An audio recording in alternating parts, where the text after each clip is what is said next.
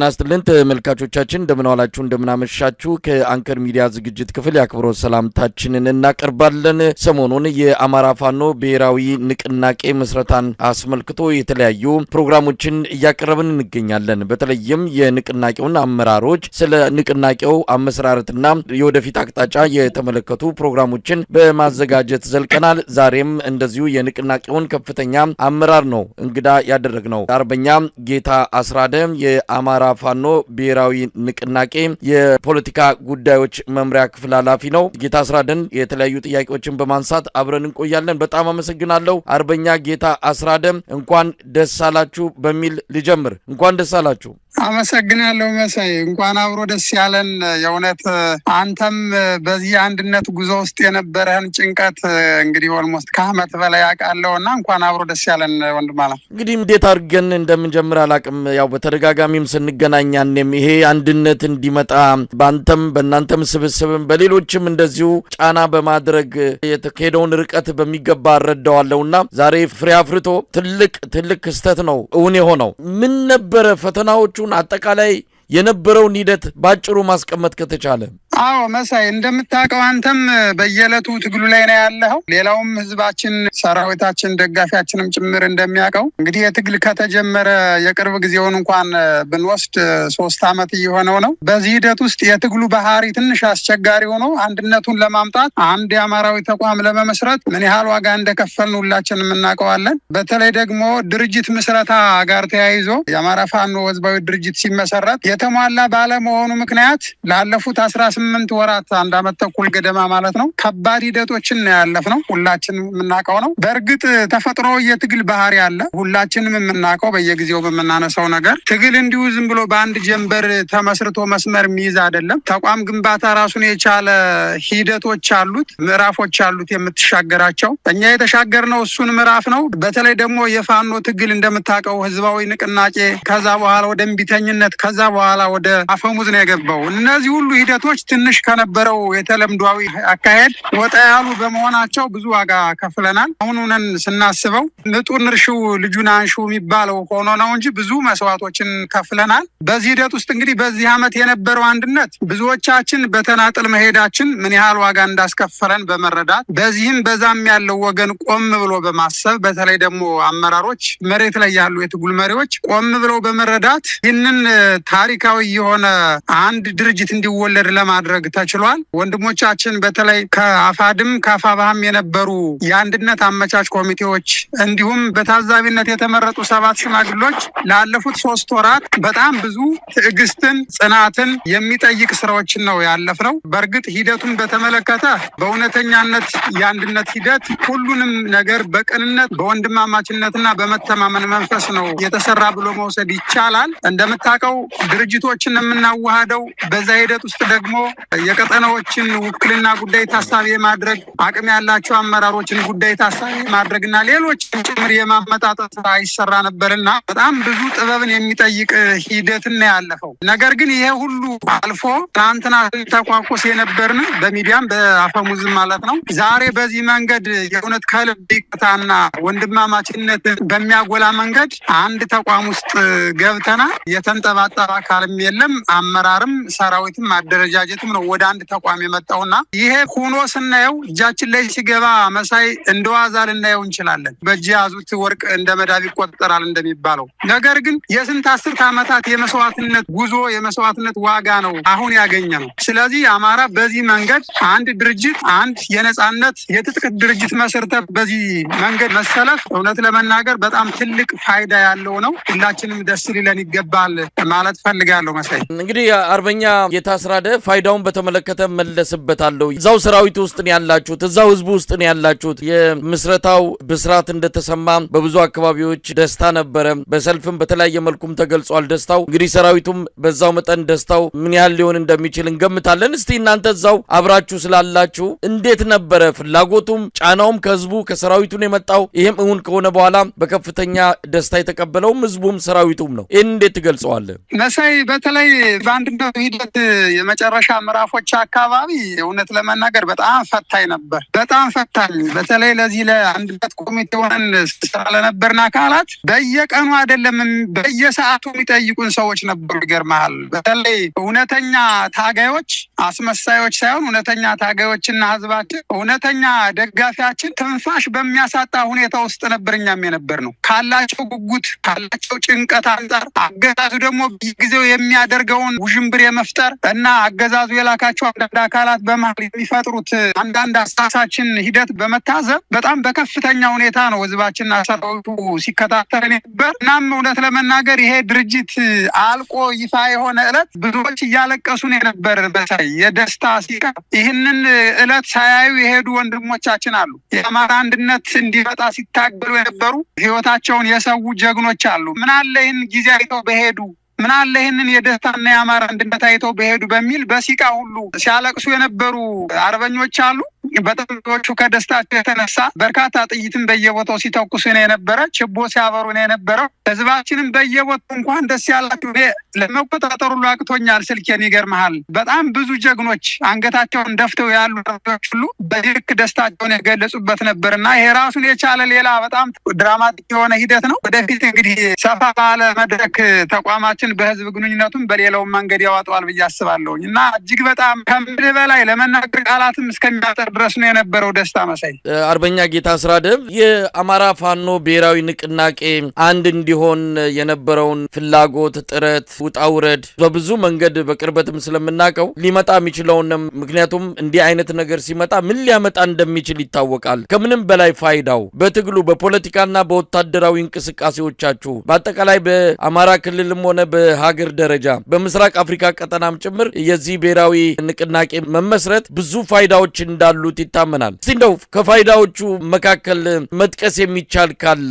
እንግዲህ እስካሁን ድረስ ሁላችንም እንደው ደረታችን ነፍተን እንኳን ለመናገር የማንችልበት ጊዜ ነው የነበረው። ጠላት ሲሳለቅብን እውነተኛ ታጋዩ ደግሞ አንገቱን ደፍቶ የኖረበት በርካታ የዓለም አቀፍ ማህበረሰብ ደግሞ እንዲሁ ሲከታተልን የነበረው ሁሉም የማሸነፊያ መንገዱ ዋናው ቁልፉ አንድነቱ መሆኑን ያውቃል። ጠላትም ያውቃል፣ ወገንም ያውቃል፣ ዓለም አቀፉ ታዛቢም ያውቃል። አማራ እንዲሆነ ቀን የሚያሸንፍበት ጊዜ እንደሆነ አማራ አንድ ድርጅት የመሰረተ ዕለት የድሉ ዋዜማ እንደሆነ ሁሉም ታዛቢ ያውቅ ነበር። በተለይ ደግሞ እንደው ይህንን የፖለቲካ ሂደቱን ስናስተባበር ለነበርን አካላት በጣም ብዙ አንገታችን የሚያስደፋን ጉዳይ ቢኖር አንድ ጠላት ብለህ ዘርህን ሊያጠፋው የመጣውን አገዛዝ አብረህ አለመመከት፣ አንድ አይነት ፖለቲካ መስራት አለመቻል እጅግ በጣም ነበር ልብ የሚሰብረው መሳይ።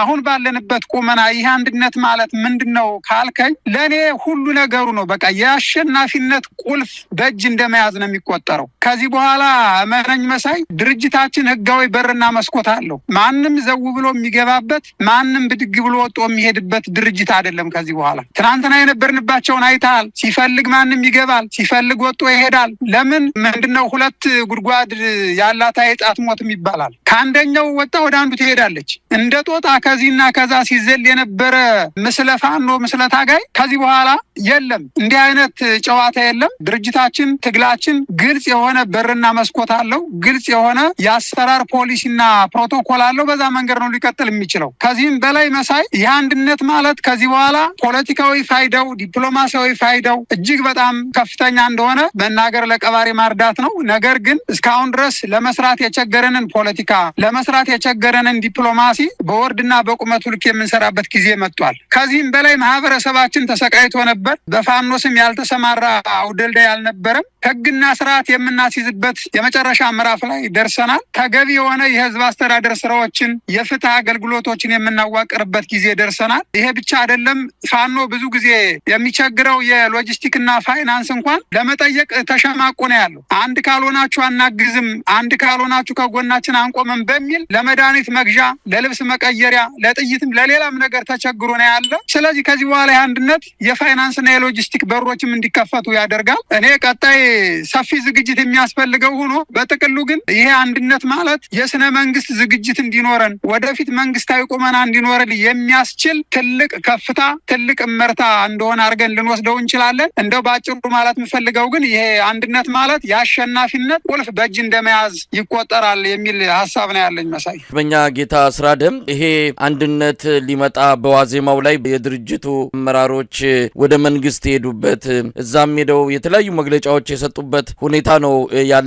ጥያቄያችን ተመልሷል የሚሉም አሉ። ይሄንን ልማት አላየንም ነበረ ለካ እንዲህ የለማች ነበረ አዲስ አበባ ብለው በአዲስ አበባ ኮሪደር መንገድ ላይ ወጥተው ምስክርነታቸውን ሲሰጡም ሰምተናል። እንግዲህ ከእናንተ ጋር የነበሩ ናቸው። አሁን ወደ መንግስት ሄደዋል። እንደው ምን ማለት ይቻላል? ጥያቄዎቻችን ተመልሰዋል ነው እያሉ ያሉት።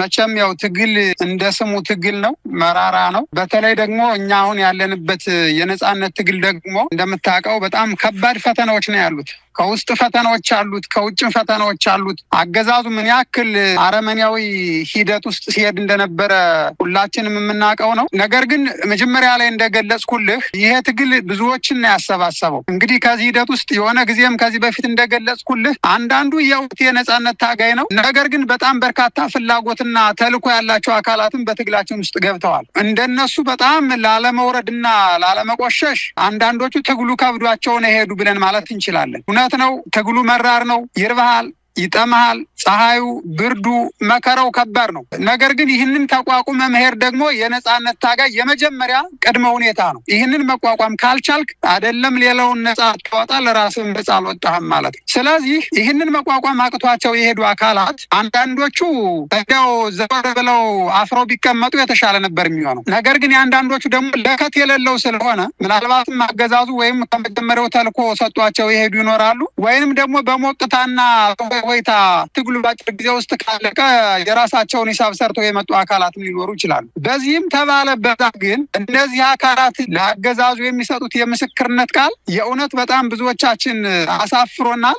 ትንሽ ፈገግ የሚያስደርግ ነገር አለው። እውነት ለመናገር ይሄ ትግል የፖለቲካ ትግል አይደለም። መሳይ ጀመር ነው የኑሮ ውድነትን ለማሻሻል የጸጥታ ችግሩን ለማስተካከል ወይንም ጠላት እንደሚለው የባህር በር የሚል ማደናገሪያ የልማት ጥያቄ የትምህርት ጥያቄ የስራ እድል ወይንም ደግሞ የፖለቲካ ውክልና ማግኘት ሌላ አይደለም። እንደው የግብር ፍትሃዊነት ጥያቄ የመምረጥ ያለመመረጥ ምናምን ጉዳይም አይደለም። አሁን ይሄ መሳይ ብዙ ብዥታ ያለበት እዚህ ላይ ነው። የኛ የአማራ ጥያቄ አሁን የጠቀስኩልህ አይደሉ። አማራ ጥያቄ ተወባደበት የመኖር መብት ነው የጠየቀው። የመኖር በህይወት የመኖር መብት ነው። ከቦታ ቦታ የመንቀሳቀስ መብት ነው የጠየቀው። ርስቱ ላይ ልጅ ማሳደግ አልችል ብሎ ነው ወደ በረሃ የገባው። ፈጣሪውን ማምለክና ማመስገን እንዳይችሉ ነው አማራ ህዝብ። የሚፈልገውን ቋንቋ የመናገር መብት የለውም። እንደምታውቀው ባህሉንና ታሪኩን እንዲጠብቅ እንዲንከባከብ እንዲያዝንና እንዲደሰት እንኳን አልተፈቀደለትም። ስለዚህ ይሄ ደስታውን አደባባይ ላይ እንኳን ወጥቶ መናገር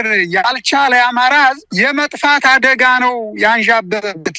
በአጠቃላይ እንደ ሰው መቆጠርና በህይወት የመኖር መብት ነው የተነፈገው። ስለዚህ ይሄ ደግሞ የህልውና አደጋ ነው። ጫካ የገባ ነው የአማራ ህዝብ እንዳይጠፋ ይህንን ለመከላከል ነው የገባ ነው እንጂ እነሱ እንደሚሉት ጥያቄያችን ተመልቷል፣ ሀገሪቱ እየለማች ነው የሚሉት ነገር አሳፋሪም ጭምር ነው። እውነት ለመናገር በእርግጥ ለብአዴን ብትነግረው በየትኛውም አእምሮና ጆሮ ሊያዳምጥ አይችልም። ብአዴን ራሱን የቻለ ሌላ ጥልቅ ምርምር የሚያስፈልገው ማንነት ነው። ራሱን የቻለ ብአዴን አይደንቲቲ ወይም ማንነት እየሆነ መጥቷል። እንዲህ አይነት ባህሪ ያለው ብሔር ወይንም ደግሞ ጎሳ ወይንም ደግሞ ሌላ እንትን አለ ብላ አትወስድም። ስለዚህ እኔ አገባባቸውንም ብትወስድ በእርግጥ ብዙዎቹ አሳፋሪ በሆነ መንገድ ነው የሄዱት።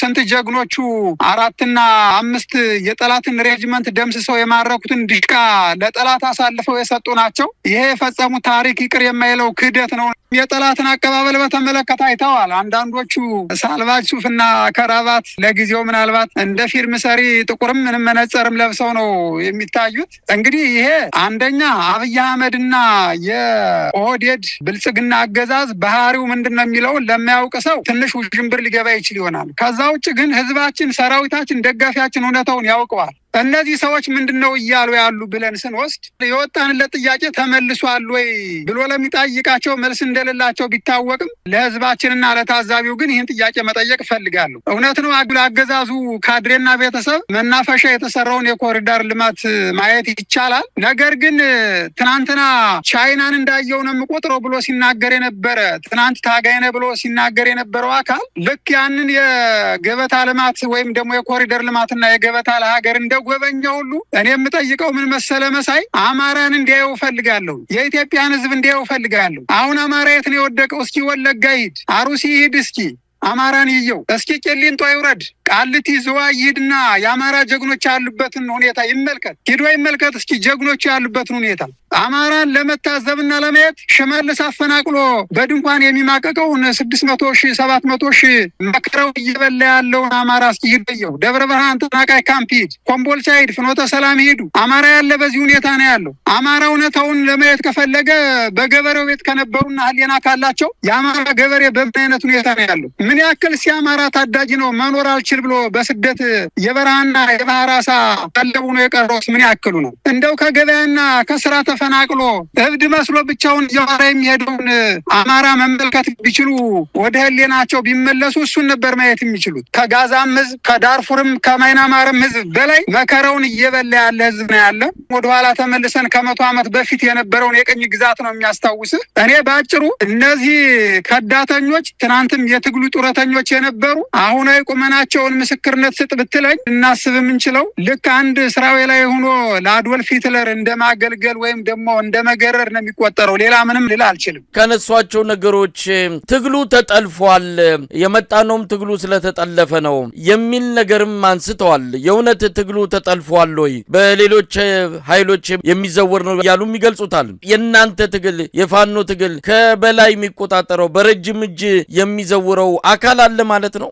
አይ እንግዲህ ያው ምን መሰለህ መሳይ፣ እንግዲህ ትግል የከበደውም ይሁን ከዳተኛ ብዙ ምክንያት ሊደረድር ሊያቀርብ ይችላል። አንዳንዶቹ በዳውንት ድርድር ነው የገባ ነው ሲሉ ሰማለሁ። እዚህ ከአፍሪካ ህብረት ከምናምን ጋር እያሉም ይቀባጥሩ አሉ። ሌሎቹ ከህወሓት ጋር አልሰራም ብዬ ነው የወጣው ይላሉ።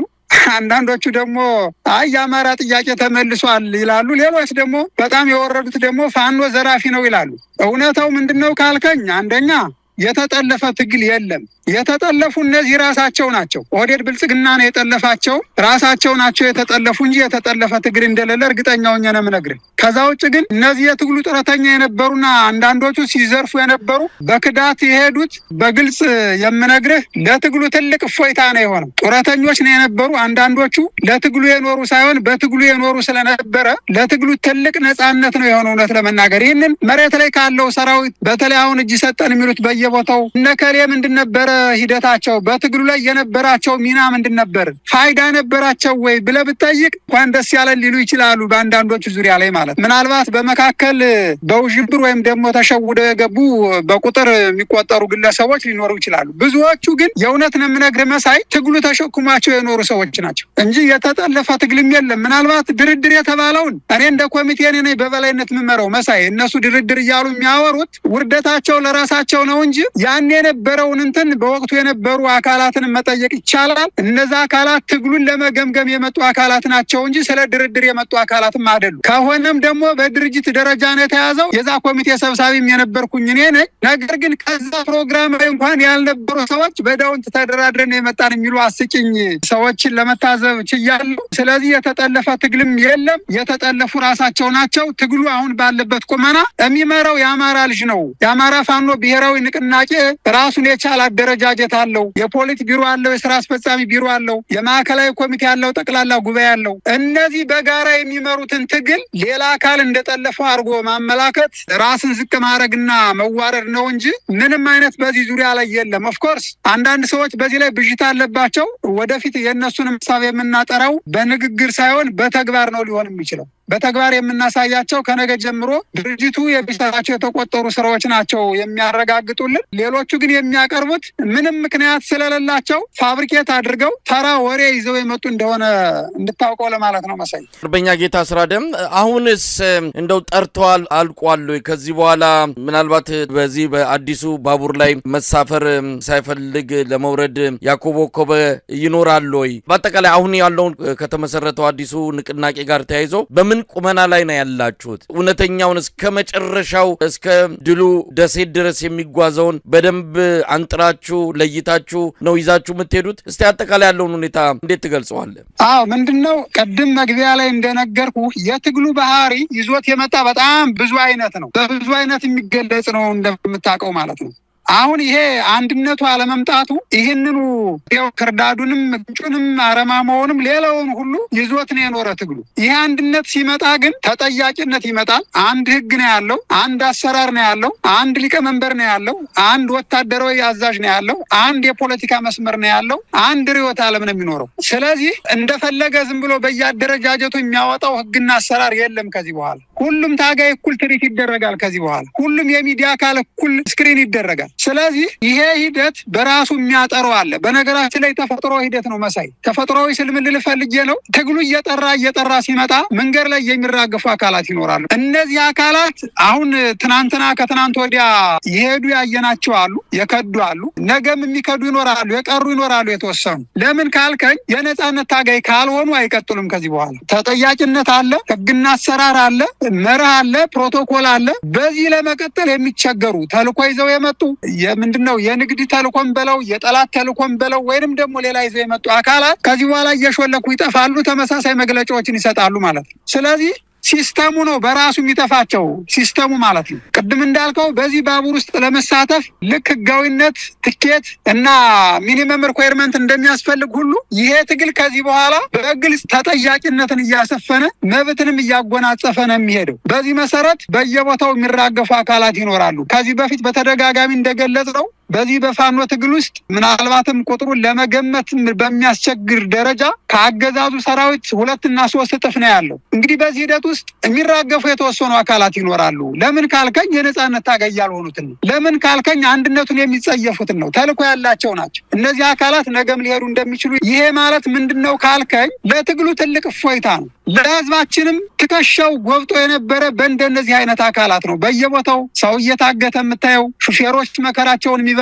ንጹሃን በየቦታው ገንዘብ እየተጠየቁ ያሉትም ጭምር እነዚህ አካላት ሲራገፉ ያኔ የእውነት ነው የምነግርህ ትግሉ እንደ መስከረሙ ኩልል ብሎ በሀቀኛ ታጋዮች እጅ እየገባ ይመጣል ማለት ነው። እናም ያንድነት ብዙ ነገሮችን እንድናይ አድርጎናል። በእርግጥ ይሄ ነገር መሳይ እዚህ ሰራዊቱ ላይ ወይም ደግሞ ታጋዩ ላይ ብቻ አይደለም እኮ እናንተ ውጭ ላይ ያለውን ሚዲያውን እያየኸው አይደል? በዚህ ልክ እኮ ነው አንዳንዶቹ ሰላማዊ ትግል ይሻለናል፣ አንዶቹ እንትና መሪ ካልሆነ ይሉሃል፣ አንዳንዶቹ ደግሞ የሆነ ቀጠና ተወካይ ነው የነበርኩ ይልሃል። ከዚህ በኋላ በግልጽ ምነግርህ የጌታ አስራደ ደጋፊ የለም። የዘመነ ካሴ የመከታው ይልዴ የምሬ ወይንም ደግሞ የሆነ ያስረስ ደጋፊ የለም። ከዚህ በኋላ የአማራ ፋኖ ብሔራዊ ንቅናቄ ድርጅት ደጋፊ ነው ሊኖር የሚገባ። እውነት ነው ግለሰቦችን ልናደንቅ ልንደግፍ እንችላለን። ነገር ግን እያንዳንዳችን የድርጅቱ አመራሮች ከድርጅቱ በታች ነን። እጅግ በጣም በታች ነው ያለነው። ከዛ በታች ነው ያለነው። ከአማራ ሕዝብ በታች ከፋኖ በታች ነው ያለው። ስለዚህ ወደዚህ መስመር የሚመጣ ብቻ ነው የሚቀጥለው። ሚዲያው ላይም እያየኸው ነው። በጣም በሚገርም ሁኔታ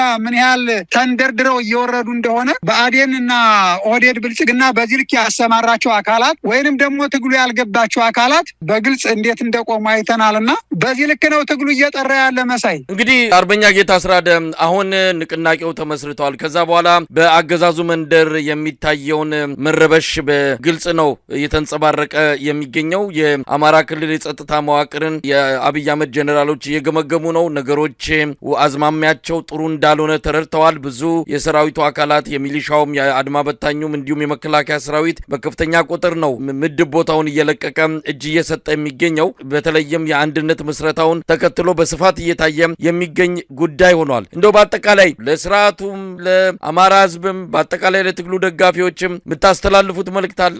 መሳይ በጣም ነው እንጂ የምናስተላልፈው እንደው በአጭር አገላለጽ አሁን ያለንበት ሁኔታና የመጪዎቹ ቀናት አንደኛ በአገዛዙ ውስጥ እየተሰቃዩ ወይም ደግሞ እየተቃጠሉ የቆዩ በርካታ ካድሬዎች አሉ። እንዲሁም በመከላከያና በጸጥታ መዋቅሩ ስር ያሉ ነጻነት የናፈቃቸው የጥቂት ባለስልጣናት ወንበር ለማስጠበቅ ብለው 3 ዓመት ሙሉ ህዝባቸውን ሲጨፈጭፉ የመረራቸው እነዚህ አካላት በቅርቡ ፋኖን ይቀላቀላሉ። በርካታ የመከላከያ መኮንኖች አሉ፣ ኮማንዶዎች አሉ፣ አባላት አሉ። በአገዛዙ ውስጥ ሳይጥማቸው እየመረራቸው የኖሩ የአገዛዙ ካድሬው ነው ሲያገለግሉ የነበሩ አካላት አሉ።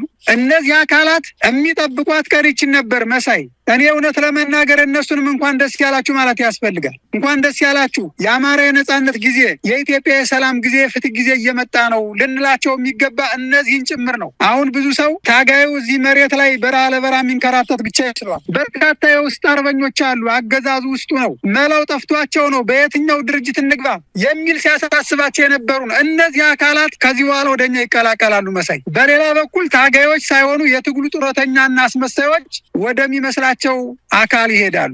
ልክ እየሆነ እንዳለው ማለት ነው። ጨዋታው እንደዚህ ነው። ከዚህ በኋላ ሁሉም ወደ የወገኑ ይሄዳል ማለት ነው። ሁሉም ወደ የሰራው ሂሳብ ይሄዳል ማለት ነው። አሁን ትግሉ የመርህ ነው እንጂ የጎበዝ አለቆች ከዚህ በኋላ አይደለም። የሌባና የጡረተኛ ጀንበር ጠልቃለች፣ የእውነተኛ ታጋዩ ደግሞ ጀንበር ወጥታለች አሁን ባለው ሁኔታ። በዚህ አጋጣሚ ይህንን አንድነት በጉጉት ስትጠብቁ የነበራችሁ በአገዛዙ ውስጥ ያላችሁ አገልጋዮች ከዚህ በኋላ የህዝብ አገልጋይ እንድትሆኑ የነጻነቱ አካል እንድትሆኑና አብረን ከህዝብና ከሰራዊቱ ጋር ነጻነት እንድንጎናጸፍ ለሁሉም አካል ነው ጥሪያችን የምናቀርበው። ይሄ በቃል ብቻ አይደለም፣ በተደራጀ መንገድ በወታደራዊ ክንፉም በፖለቲካ ክንፉም በአደረጃጀቱም በሌሎችም ጭምር ሰፊ የሆነ ስራ እየተሰራ ነው ያለ። በዚህ አግባብ በክብርና በሞገስ ትግሉን እንዲቀላቀሉ የምናደርግበት ፕላትፎርም እየተዘረጋ ነው ያለ መሳይ። ይህንን በዚህ አጋጣሚ ማቅረብ እፈልጋለሁ። አንድነቱን ከጀመርነው በዋናነት በይፋ የቃል ኪዳን ሰነድ ተፈራርመን 3 ወር ገደማ ነው የሆነን፣ ጥቅምት ላይ ነው የጀመርነው። ነገር ግን ከዛ በፊት ጀምሮ ከ6 ከ7 ወር በፊት ሰኔና ግንቦት አካባቢ ጀምሮ የአማራ አንድነት እንዲመጣ የእውነት ጥረት ሲያደርጉ የነበሩ በዶክተር ልዑል አስፋወሰን የሚመራ 7 አባላት ያሉት ኮሚቴዎች አሉ። መጀመሪያ አካባቢ እኛንም ሲጠይቁን እንደ አፋር ትንሽ ጥርጣሬ ነበርን። መቼም ትግሉ ያሳለፍነው ጊዜ ከባድ ስለነበር በጥርጣሬ ነው የገባ ነው። ግን አንድነቱን ስለምንፈልገው የፈለገ ይሁንን ብለን ነው የገባ ነው። ከገባን በኋላ ግን እውነት በጊዜ ተገለጠ። የእውነት ነው የምልህ፣ ከልብ ነው የምናመሰግናቸው።